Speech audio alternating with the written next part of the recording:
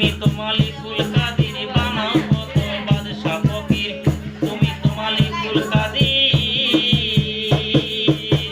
তুমি তো মালিকুল কাদির বানাও কত বাদশা রে ফকির তোমার লীলা কুদরতি অপার আল্লাহ পরোয়া ওনার কথা মাফ করো আমার ওনার কথা মাফ করো আমার আল্লাহ পরোয়া ওনার কথা মাফ করো আমার সিতারো শরণ দিপি 350 বছরে মিনিরে ভাবে